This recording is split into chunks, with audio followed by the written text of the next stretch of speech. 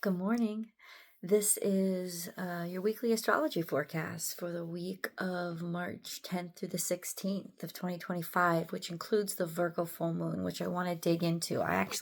You're going to see me looking down a lot because I actually have the chart right here, if you can see it.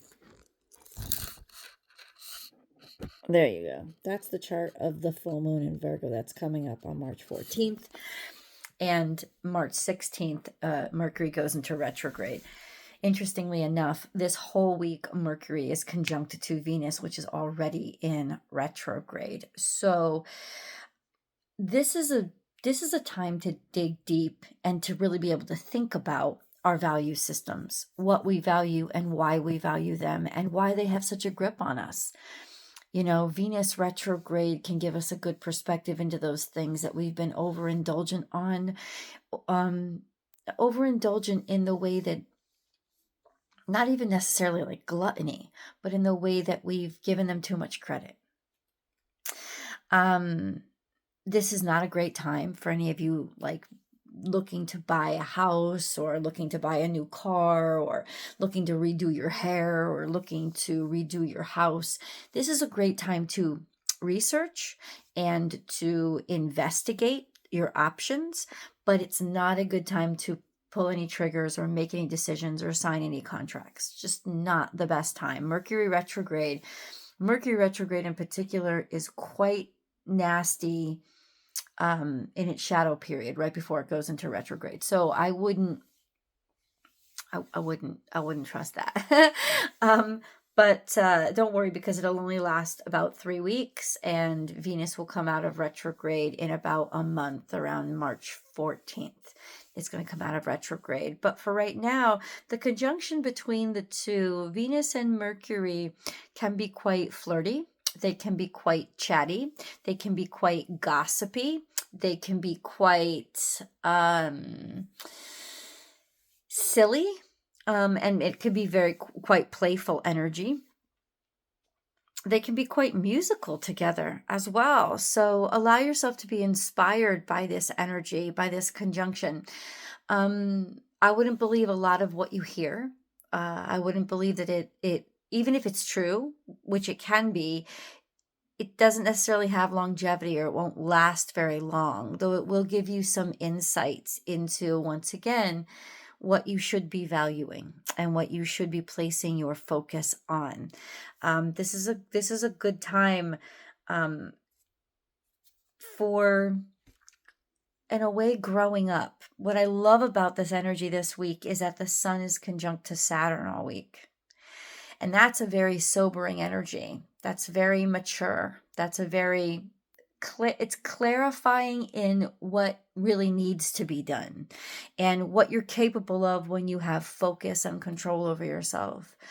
There's a beautiful energy of just maturity about your sense of self as well as your sense of purpose. And that gives clarity, especially performance clarity, about what do I have to do and what do I have to get done, and then executing it, just not giving up. So there's a tenacity and commitment to this energy, and especially if you are third decan Pisces. So that would be anybody born between, say, March 10th and March 21st.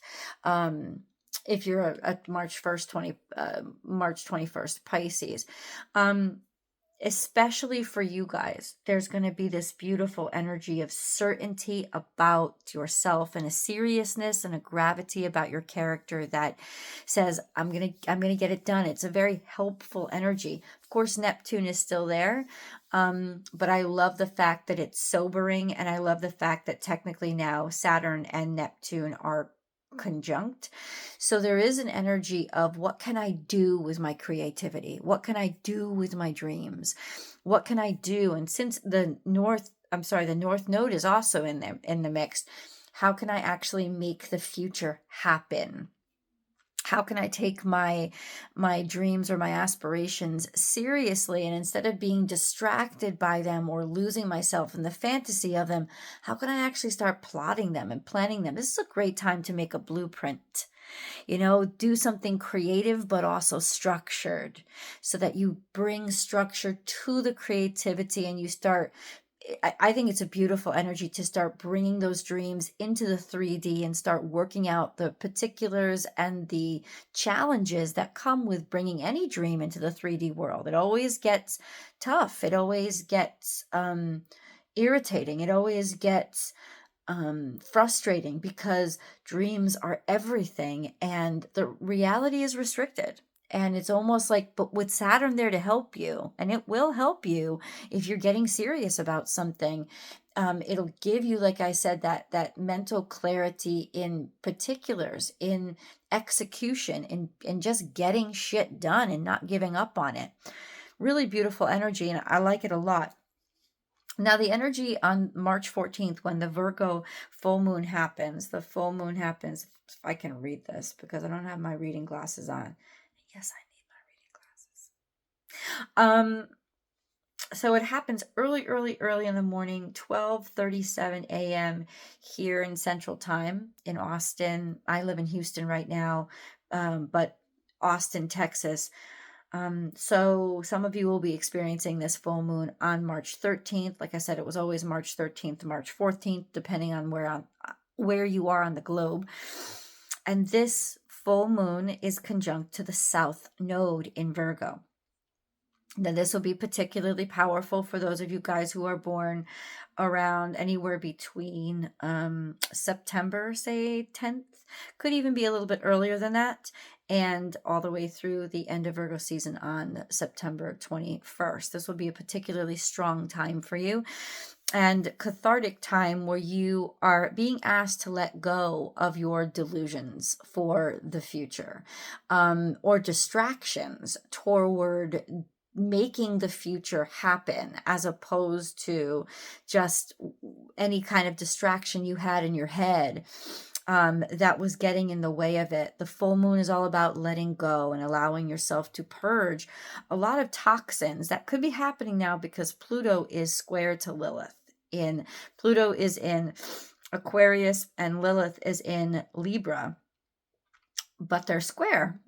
Always got to know where they are in these signs, because even though air signs are naturally trine to other air signs, depending on where they are and the degree, depending on where the planets are and the degree of that sign, it could be a square.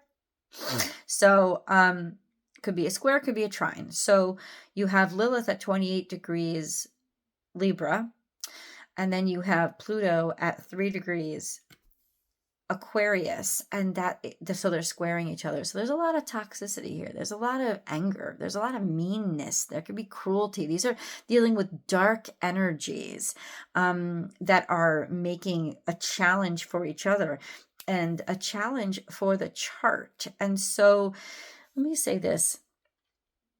We could be drawn in and sucked into a lot of really shitty things from our past right now.